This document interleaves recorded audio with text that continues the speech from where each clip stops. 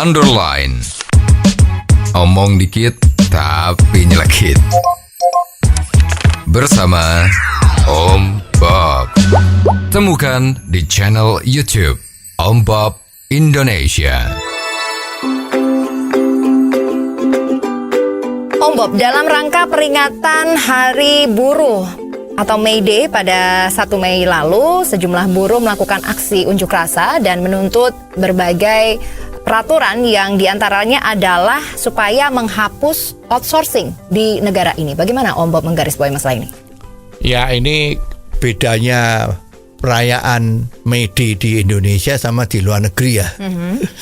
Kalau di Indonesia ini sudah ketahuan nih berapa puluhan tahun ini kalau May Day pasti para buruh itu demo. Ya nggak cuma di Jakarta, Semarang, Surabaya, Ujung Pandang. Betul. Itu demo semua. Selalu demonya itu ya seperti itu ya. Menuntut perbaikan untuk kepentingan buruh. Ya beda kalau di luar negeri itu May Day buruh itu seneng-seneng, malah pesta macam-macam merayakan hari buruhnya gitu ya. Nah kemarin yang terakhir ini tuntutan dari buruh yang demo ya itu adalah salah satunya menghendaki sistem outsourcing itu dihapus. Ya, jadi ceritanya begini. Beberapa tahun yang lalu kan muncul di Indonesia, sebetulnya di luar negeri ini udah umum tuh ya. Ada gejala yang namanya perusahaan outsourcing. Artinya perusahaan-perusahaan boleh meng-hire atau meminta sebagian dari pekerjaan dari perusahaan itu dikerjakan oleh pihak ketiga. Ya, kontraktor gitu loh. Jadi orang yang bekerja di tempat kita, misalnya itu bagian kebersihan, maka ada perusahaan yang khusus menangani kebersihan gedung, misalnya ya. Nah, karena kalau kita tahu itu gedung-gedung yang pencakar langit di Jakarta semua atau di mana-mana itu kan harus dirawat kan. Misalnya tampak depannya kaca-kaca yang menjulang tinggi itu ya. Nah itu dikerjakan pada pihak ketiga untuk dilakukan pembersihan. Sebulan sekali, 6 bulan sekali atau macam-macam. Itu yang melakukan adalah pihak ketiga.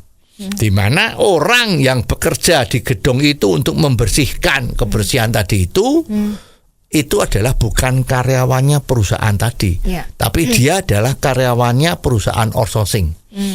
Ya, jadi sebuah perusahaan dia bisa memilih bagian-bagian apa yang sebetulnya tidak perlu ditangani kita sendiri.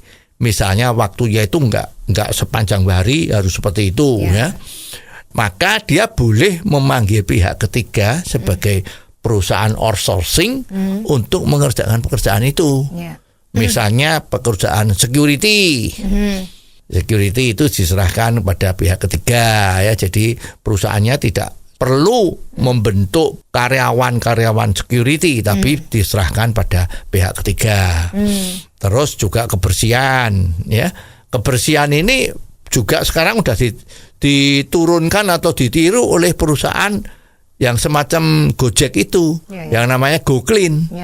Ya, itu adalah perusahaan outsourcing di mana kalau rumah kita itu perlu dibersihkan dan kita tuh tidak punya karyawan khusus bagian kebersihan kan, karena kan rumah tangga kita misalnya itu kan tidak ada atau ya kebersihannya atau tidak tiap hari itu banyak tamu gitu kan, maka diserahkan ke GoClean. GoClean silahkan rumah saya tolong dibersihkan nanti besok hari Minggu dari pagi ya sehari selesai, dan kita bayarnya sama GoClean, bukan bayarnya sama orang yang ngerjain. Ini juga termasuk outsourcing.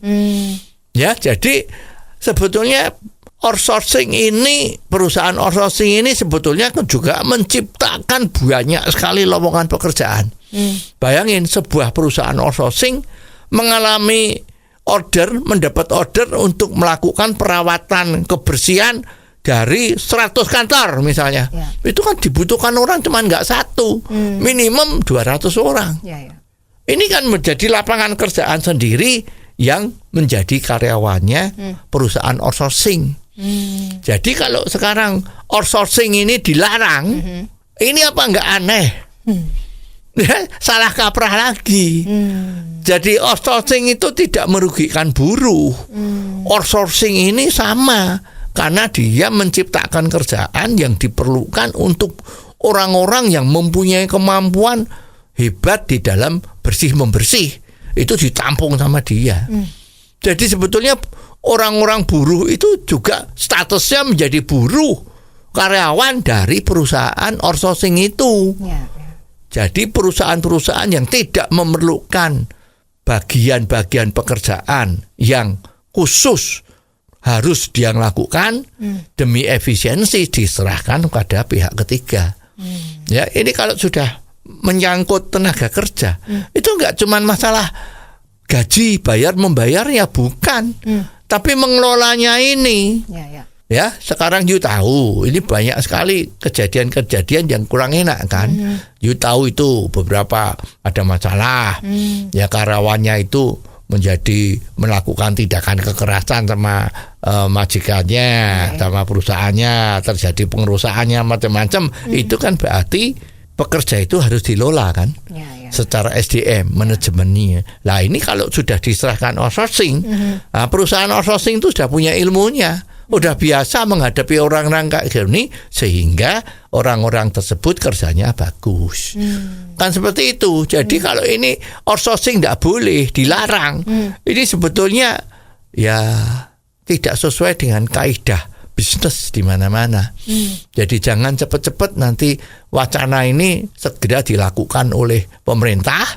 Dumeh mau menyenangkan kaum buruh kemarin yang demo pada Mei 1 Mei tadi itu. Jadi jangan demi itu terus mengorbankan kaidah-kaidah yang sebagaimana harus diberlakukannya. Oh, jadi begitu ya Om Bob. Jelas deh sekarang. Terima kasih Om Bob untuk waktunya. Sampai ketemu lagi di waktu yang akan datang. Saran dan masukan WhatsApp ke 0878 5590 7788. Underline. Omong dikit tapi nyelekit.